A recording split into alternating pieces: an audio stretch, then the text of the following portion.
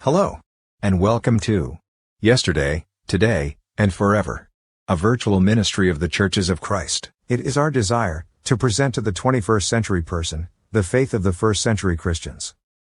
We seek unity through the acceptance of the faith that was once and for all time delivered unto the saints, a system of faith which first began to be spoken by our Lord prior to his crucifixion, and was later confirmed to the saints by the apostles and inspired writers of the New Testament.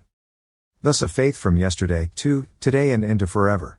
Our speaker is Brian Barrett, who preaches for the church at Bear Branch, in Spurlockville, West Virginia. We encourage all persons interested in the faith of our fathers to open their Bibles, as we search the Scriptures, for these eternal truths, which can lead Christians back into unity as the family of God.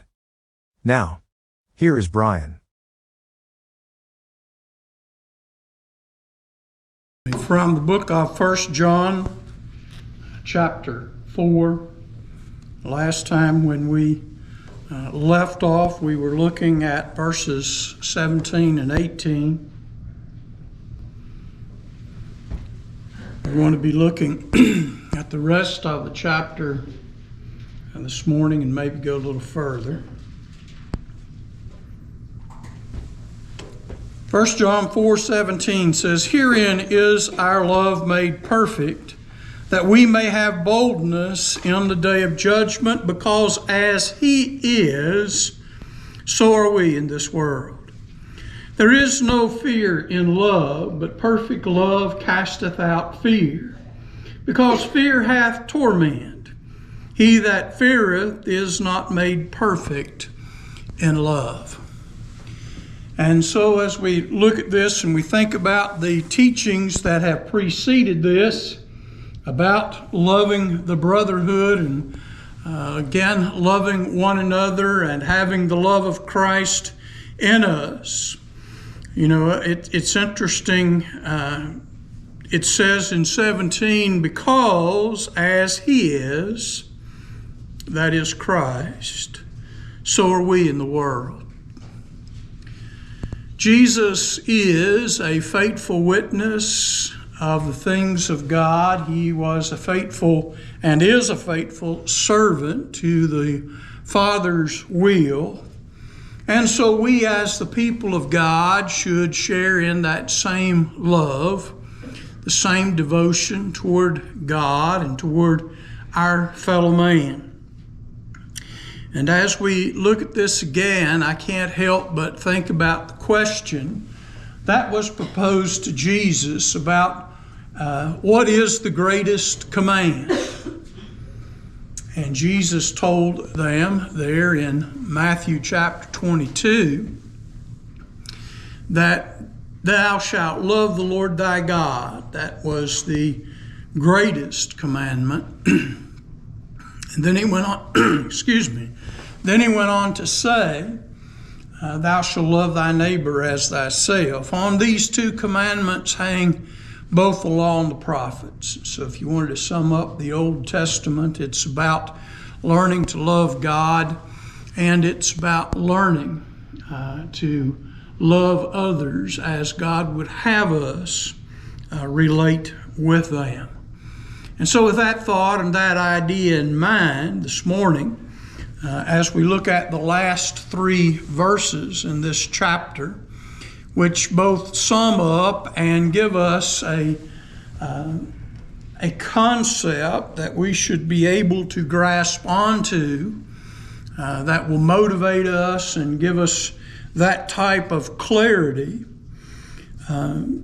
John says we love him because he first loved us. If a man say, I love God, and hateth his brother, he is a liar. For he that loveth not his brother whom he hath seen, how can he love God whom he hath not seen?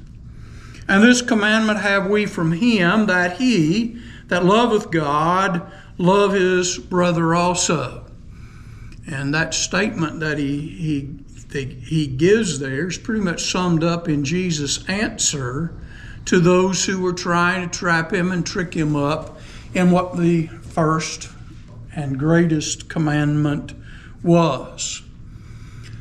This verse, has always been kind of special to me, because all the way back when I was a wee little one, and that, as you can tell, was a long time ago when I was a wee little one. But this was one of the memory verses that we had in Vacation Bible School one year. And for some reason, these verses have stuck with me as I think about, just the simplicity of the verse, but the difficulty of following that. John tells us that we love him because he first loved us. It is to our shame that, our love for God and for his way is not as strong as it ought to be. God does not love us because we have a great and abiding love for him and have expressed that from the time of the garden to this very day. We love him because, John said, he first loved us. The very concept, the very idea of mankind expresses the love that God had. He created all of the things of the sky, the birds of the air, the fish of the sea, every creeping thing that creepeth upon the earth, and there are such a plurality of all of those. But the very top of all of that was God's creation of mankind in his own image.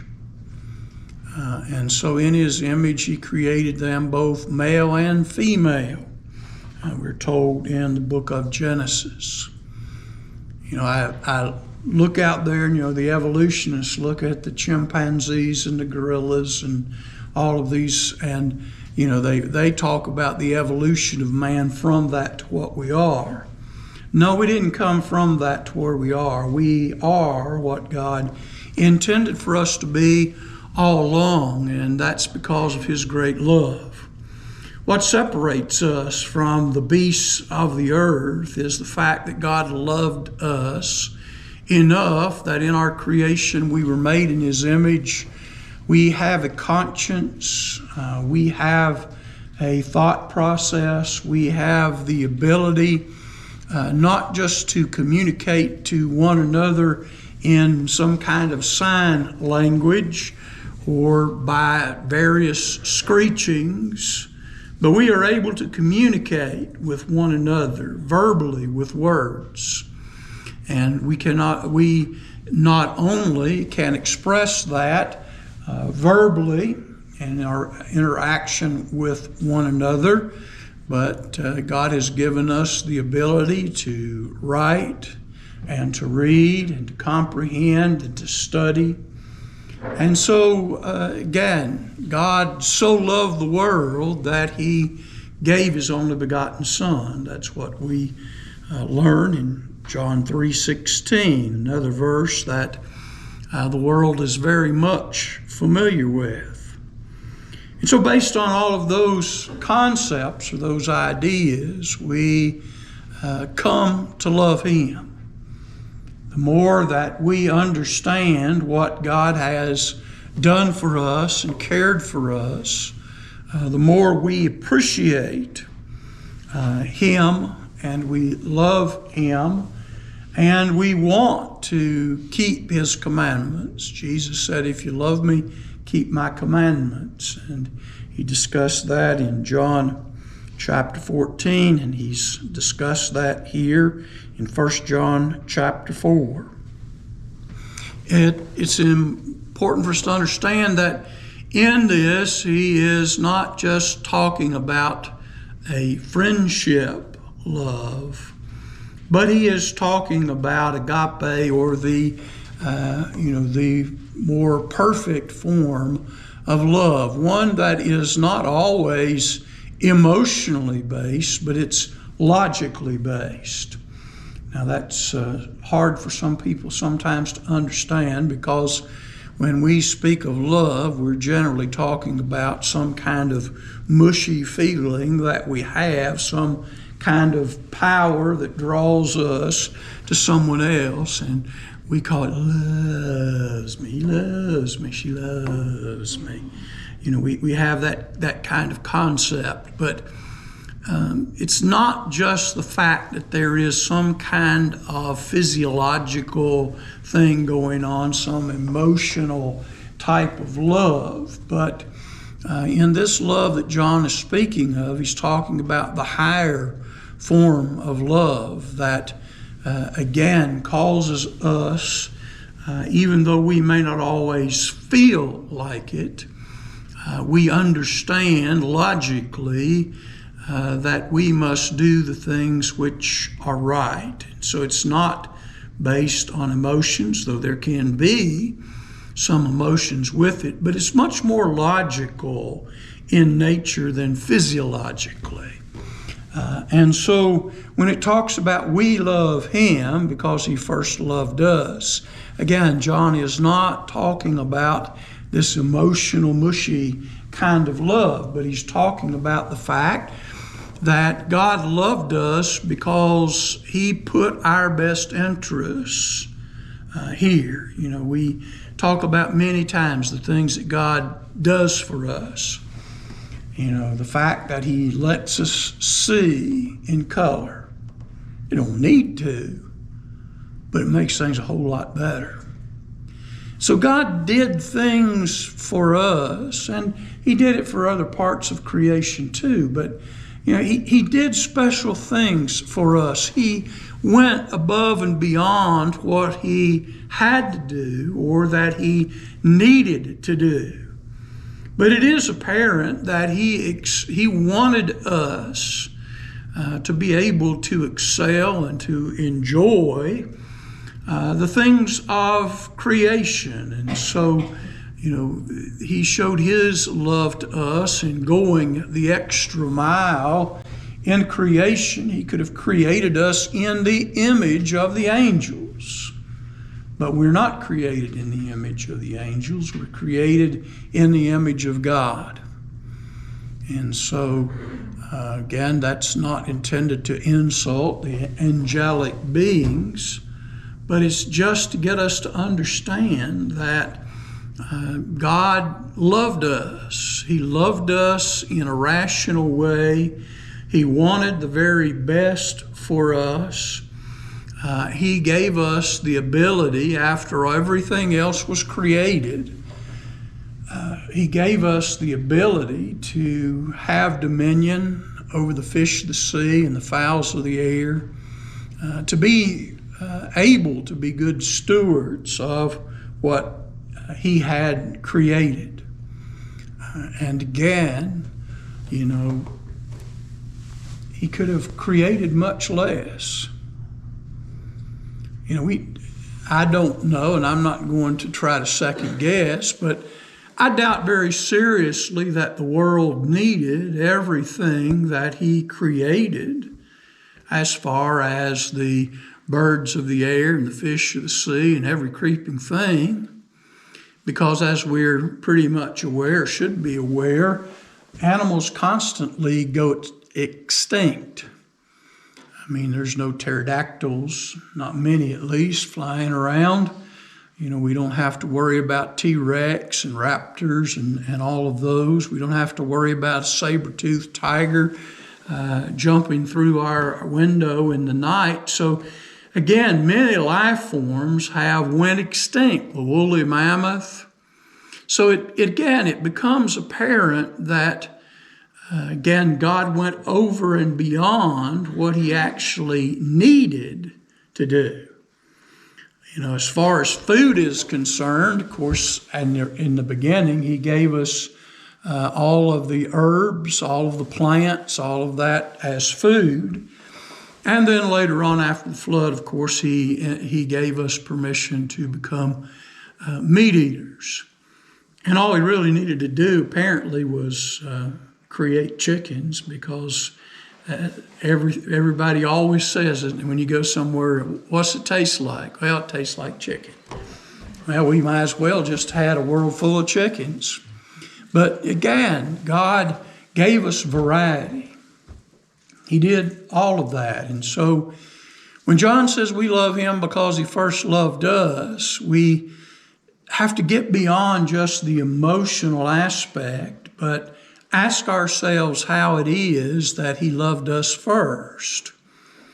And that goes all the way back to the creation, and it comes all the way up through what God has done in sending Jesus and what he continues to do as he redeems mankind from sin and as he continues to prepare a place for us in heaven. And so it's from a logical standpoint, it's hard for us not to say, well, God must have loved us quite a bit. Psalmist asked that great question, what is man that thou art mindful of him, or the son of man that thou visitest him? Why does God take so much interest in us? I was watching a program last night, and this woman was talking about, they live out in kind of a rural area, and she was talking about she just liked to go out at night. When it was dark, they're out away from the city, and she says, the longer that you're out there looking up the sky at night, as your eyesight adjusts to that and you see all the stars and all that's going on up there, it gives you a sense of amazement and wonder that out of all of that God has created, he created us and he put us here on this one planet out of everything that's there. And it's just kind of an amazing thing to think about how immense the universe is and how great God is, and then his concept for us and all that he's done. And so because of that, we logically come to understand and also emotionally should have a relationship with God. I'm not saying that we shouldn't love God with our feelings, but we need to appreciate God for all that is done. Anybody have anything, comments on? We got to have a godly love for each other, don't we? Yeah. That when you think about how much planning God put into mankind, it wasn't just a sort of fly-by-night kind of operation, just put man together. But as in keeping with that thought, when we get into verse 20, it says, if a man say, I love God, and hateth his brother, he is a liar. Well, he's not a liar. He really does hate his brother. And so that's not what he's lying about. John says, if someone says that they love God, but then they have hatred in their heart, displeasure, could care less, about individuals, that they have no care, no concern for them, then John said, let me tell you, if you don't understand, they're a liar. Now, he uses that term a couple times throughout his writing here. John is referred to as a disciple that Jesus loved, and Jesus seemed to be very close to him. And I'm sure some things of Jesus kind of, as we say, rubbed off on him. Jesus sometimes was blatantly direct. He didn't beat around the bush. So John, when he's talking about this, we love him because he first loved us. He talks about that, and then he says, if a man say, that I love God and hateth his brother. You know, he says, you're just lying to yourself. You're not lying about the hatred. The hatred is true, but it's the love of God. You know, to despise one who is made in the image of God, one of whom Jesus died on the cross of Calvary for. Now, we may not appreciate everything that people do, and we might not encourage them to continue to participate in that. But again, at the same time, we have to have a certain kind of love, and that's the love that God had in creating us and sending Jesus. And Jesus said to love your enemies. Now, I've kind of got into trouble and people have argued about it, but Jesus didn't say you had to like them. He just said you had to love them. And I know sometimes people, they look at that and they say, I just don't understand what you're saying. Liking is an emotional thing. You don't need to like the type of person that they are. You don't need to like the things that they do.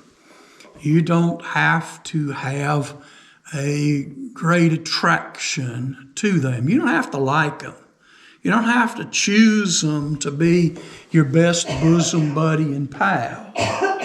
But you got to love them, and that is you have to think about their welfare and understand that they are a child of whom God has created with a soul, and they're going to live for eternity. Yes? Yeah, the brother here, is it a brother of his sibling, or is it a band of brothers? Like you say, again, we could kind of look at that from three different perspectives. You could talk about it from your family perspective of a brother. You could think about it as a brother in the church, or again, you could think about it as a brother in the sense, Israel, many times they thought of themselves as our brothers, which is a lot like the church. Again, he doesn't say neighbor necessarily here, but he says brother. And especially it ought to be about, the brotherhood. Somebody else who is making an attempt especially to serve God and to do his will. And, there are people in the church that hate people in the church. I mean, and they have a great deal of displeasure and they get upset with them and they hold grudges and they do all that. And John says, that's not the way we behave. And so if we take it as the literal brother in the church, which John would be more concerned about, above all, again, like I said, we can talk about, the family brother, and we could think about, the brotherhood of man as we talk about it. But above all else, here especially, I would say that, it applies to the church because that's who he's writing to. He's talking about that. Again, throughout the book, he's writing to Christians, my little children, the family. Because it says, for he that loveth not his brother whom he hath seen, how can he love God whom he hath not seen? John brings up an interesting point. And how do you know you like God? How do you know you love God? God is an infinite being with certain specific concepts of right and wrong. And how do you know that you could stand in his presence and like to be there? And that's what John's asking us. You've never really talked to him per se. I mean, you've never engaged directly with him. And John tells us in the first chapter of John, no man has seen God, and he's talking about the Father at any time. And so, John says, it's a pretty hard stretch of the imagination to claim to love God, a God whom you've never seen, and a God who's never directly talked to you. He has spoke to you through His Word, but that Word comes through the Holy Spirit and others also. And it's not, we know it's His will, but, I think some people might be a little surprised to meet the true God and who He is and with His attitude. And God has an attitude.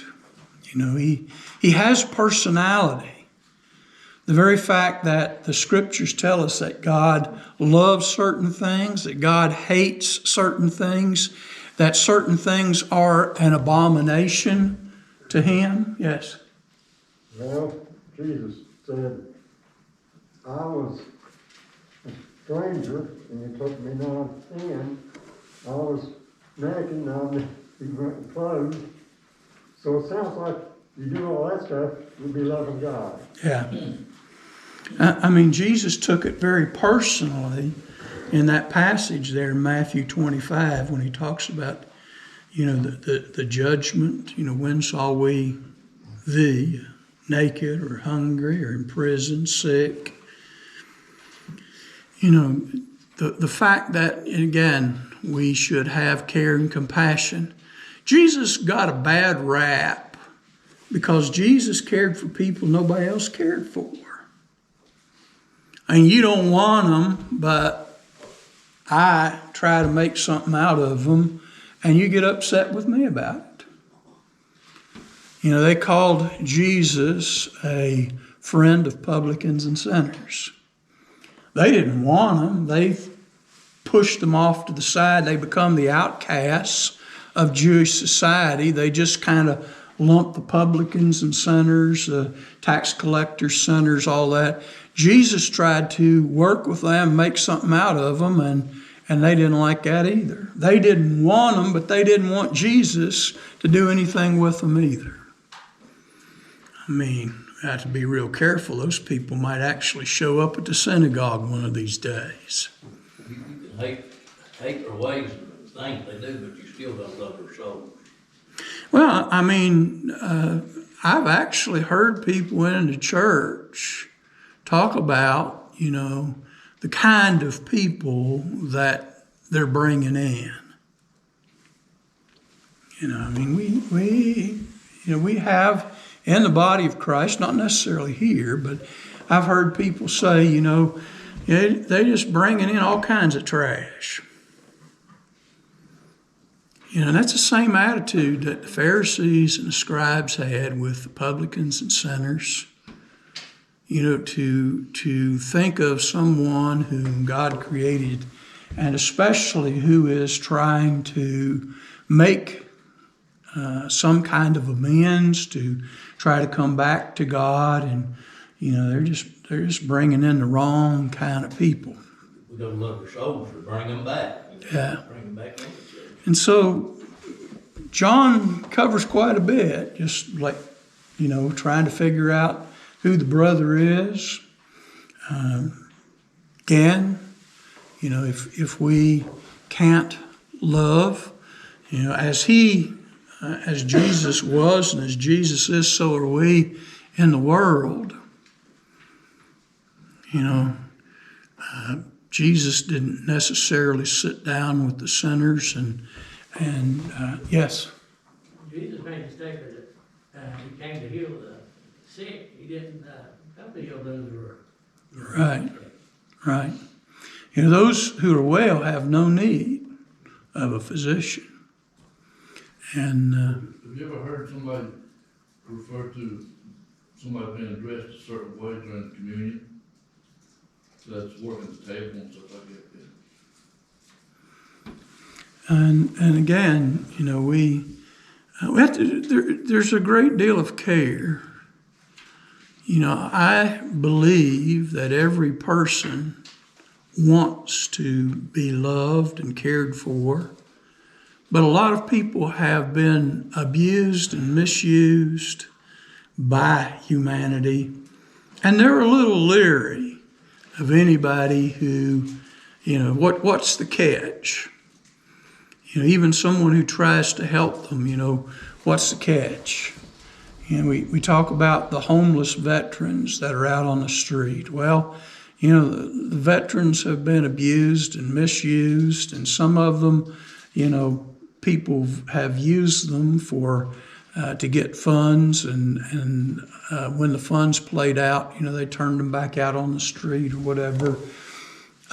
Everybody wants to have the best life that is possible. They don't want to be treated as rubbish. They don't want to be treated as the outcasts, And I think about little children. Little children haven't been indoctrinated into whether or not they're good enough people. Little kids will just run up to you, give you a big hug. A little snotty-nosed kid, they don't care if that's a $1,000 suit that you're wearing. They just want to give you a big hug. And this is what Jesus said, such is the kingdom of heaven. They're just, there is that love, there is that care, there is that joy in one another. And so, we claim to love God, but we don't love those who God has made in His image, who are here on earth. And so, if we can't love a brother who we have seen, how can we love God whom we hath not seen? And John says you got to really spend some time with that. You really have to spend some time with that. I know it's just a straightforward, pretty much kind of statement, but you really need to spend some time thinking, we all do, about that. In the way that we handle these principles, these concepts. Commandment number 1, thou shalt love the Lord thy God. 2nd, thou shalt love thy neighbor as thyself. And he does use the word neighbor, and of course, trying to make good who is my neighbor. And of course, we have the definition Jesus gives of the Good Samaritan, and the neighbor is whoever you're next to at any given time. They don't have to be from the same country. They don't have to be a part of your tribe. They don't have to be somebody that you know. And he talks about the man who fell among thieves. He talks about the priest and the Levite who walked by. And he talked about the Samaritan who came and took care of him. And, he asked the question, who was a neighbor? Who behaved more neighborly, more caringly in that? And of course, if you thought it was the Levite or the priest, then you missed the whole point of the parable. But as Jesus usually does, by the time you finished with the parable, you pretty much know what he's talking about. And so we back to this, verse 21, and this commandment have we from him, that he who loveth God love his brother also. And that's still back to the first and second commandment. And, I know people say, well, that's the Old Testament.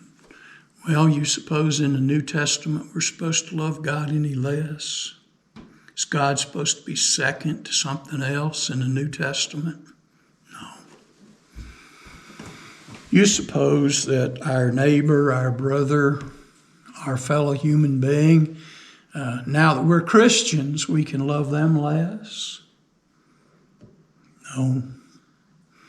Those two concepts, and again, if you go through the entire New Testament and you read all the things that are discussed in it, it is talking about only two things, and that is how to love God and how to love one another, and how to interact with God and how to interact with one another, and as a people, how we interact with one another in interacting with God when it comes to worship. And so we have this commandment. We have received this commandment from Him, that he who loveth God loveth his brother also. It's impossible to hate your brother and love God. It's impossible, of course, to, again, have a hatred of God and accomplish a whole lot in this world. And so the concept that we look at in all this is that he that loveth God loveth his brother also. And again, we just ask the simple question, what would the world be like without all of the stuff that we see going on out there? People truly trying to love God, keep His commandments, to love their fellow man, to care for one another, to try to lift people up from their problems. And mankind seems to go out of their way to organize things from the top down. And usually whoever's doing the organizing puts themselves up there at the top, and then they work their way back down. But, it's interesting that, as Paul says, as we finish up here this morning in Acts, the 17th chapter, when he's talking to those people there on Mars Hill, he says that God had made of one blood all men to dwell upon the face of the earth. From Adam, he created Eve. From Adam and Eve, he created mankind. And from that, and so he intended for us to consider and to understand that there literally is a brotherhood of man. We're all brothers, cousins, in some fashion. I mean, all of our family trees run back to Adam and Eve. We may not be able to trace it back there, but they all go back there. They go back through Noah and his 3 sons. They go back through Noah and his wife to Adam, and they go back to Eve. And they come from there. And so Paul was saying, that God wanted us to appreciate, each other. And even though we may live in different places and speak different languages and do different things, we're still part of what we call today, and it's a good way of putting it, the family of man, mankind.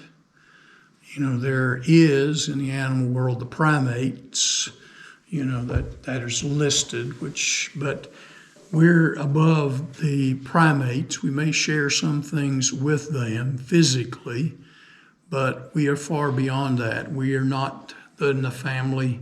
I know scientists would disagree, but we're not just in the family of primates, but we're in the family of man.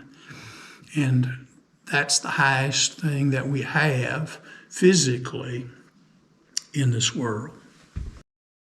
Why not make this the day that you and your family seek out the Church of Christ in your community? We encourage you to attend one of our worship times or Bible studies.